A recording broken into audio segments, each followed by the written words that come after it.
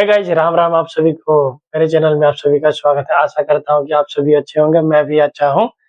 तो आप सभी को हैप्पी नवरात्रा की हार्दिक शुभकामनाएं इन एडवांस।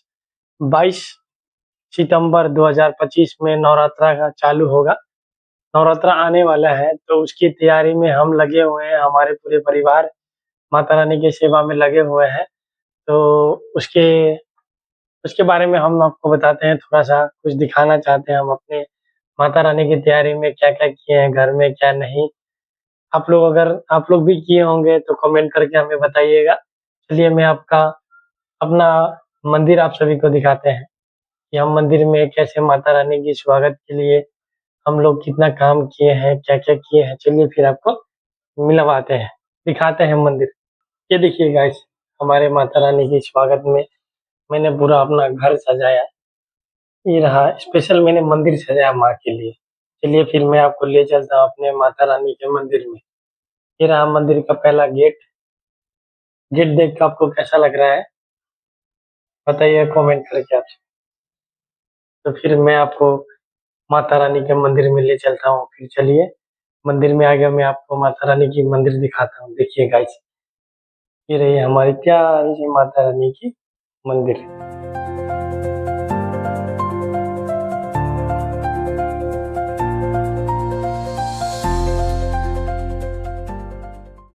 देखिए कैसा लग रहा है आपको। पूरा लाइट जला दिए हैं तो आप देखिए पूरा ऊपर से लेके नीचे तक हम पापा मम्मी मिलके सजाए हैं मंदिर। एक बार आपको लाइट बंद करके दिखाते हैं कि कैसा दिखता है। देखिए ये रहा हमारे माता रानी की मंदिर। बड़ा लाइट थोड़ा चमक रहा है, इसको बंद कर देते हैं हम। देखिए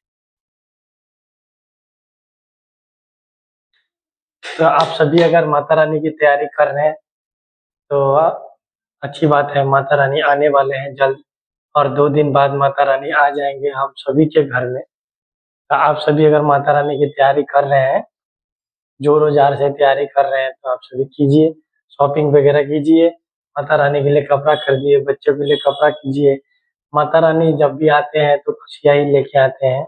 और इस बार हमारे असम वासी के लिए इस बार खुशियाँ नहीं, दुःख भरी कहानी लेके आए हैं माता रानी। आप सभी को बताते हुए मुझे बहुत बुरा लग रहा है कि असम का आइकॉनिक जो हमारे दिल में, सभी के दिल में राज करते हैं, उनका 19 सितंबर 2025 में उनका देहांत हो गया सिंगापुर में। तो मुझे बताते हुए बहुत अफ़सोस हो रहा है आप सभी को।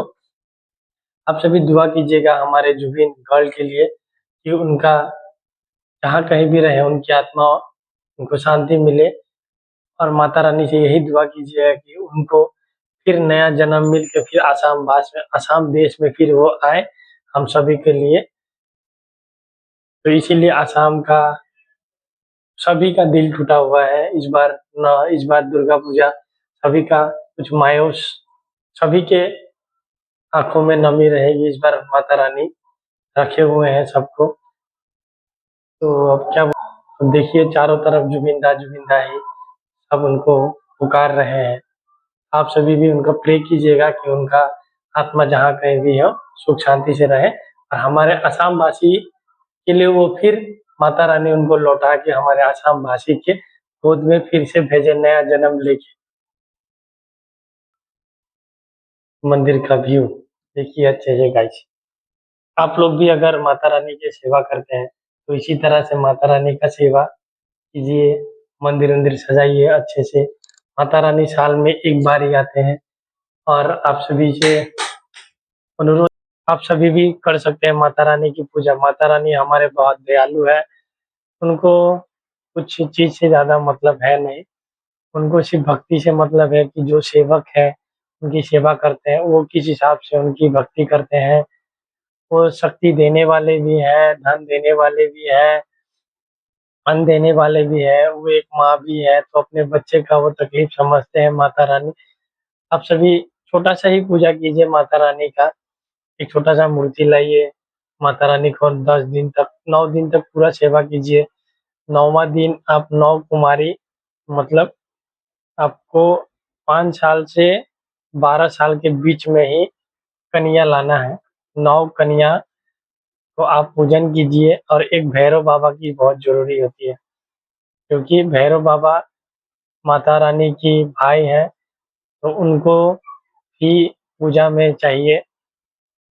आप सभी भी भैरव बाबा को खोजिए, भैरव बाबा खोज के भैरव बाबा के साथ में 9 कन्या के साथ में भी भैरव बाबा को बैठा के उनकी पैर पूजिए, फिर उनको भोजन करवाइए, उनको अच्छे-अच्छे पकवान खिलाइए, जो माता रानी प्रसन्न हो और आपके भैरव बाबा भी प्रसन्न हो, तो माता रानी से जाते-जाते इतना ही आशीर्वाद माँगिए कि माता रानी आप हमें इतना दुआ आशीर्वाद दीजिए कि हम इससे बड़ा हर साल आपकी सेवा कर सकें, इसी तरह से निरंतर आपकी सेवा कर सकें।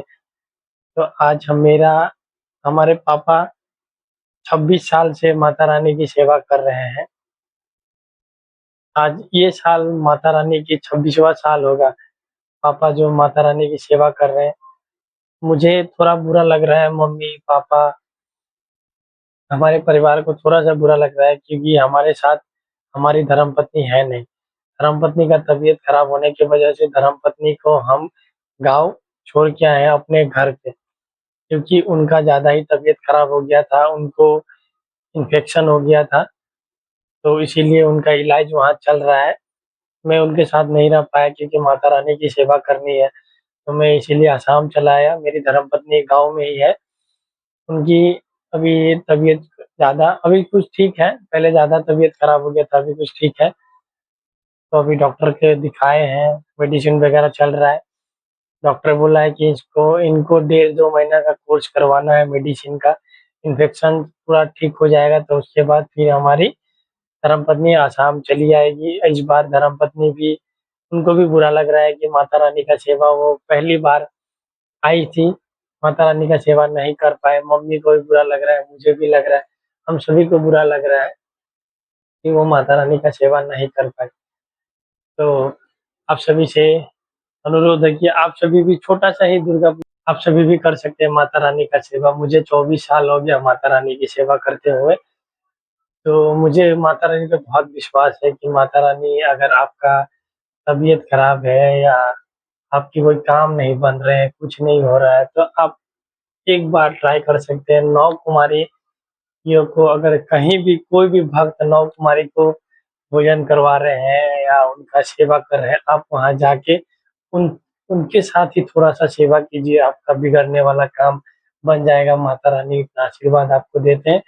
मुझे बिलीव है ये चीज़ में, इसलिए मैं आप सभी को बता रहा हूँ कि आप सभी भी ये कर सकते हैं, क्योंकि माता रानी पे हमको बहुत ज़्यादा ही भरोसा है, क्योंकि मैंने एक्सपीरियंस से अपने बता रहे हैं कि मेरे साथ भी कुछ हादसा हुआ था, ऐसा तबीयत-वबीयत खराब चल रहा था मेरा, तो माता रानी के हम 9 कुमारी को सेवा किए, तो उसके बाद मुझे अच्छी पॉजिटिव एनर्जी मिली। आप सभी भी ये कर सकते हैं। अगर आप सभी को मेरा मंदिर अच्छा लगा है, तो आप सभी हमें कमेंट करके बताइएगा कि मंदिर का डिज़ाइन कैसा लग रहा है, कैसी लाइटिंग आप सभी को लग रहा है, तो कमेंट करके आप सभी ज़रूर बताइएगा। आप सभी को जय माता दी।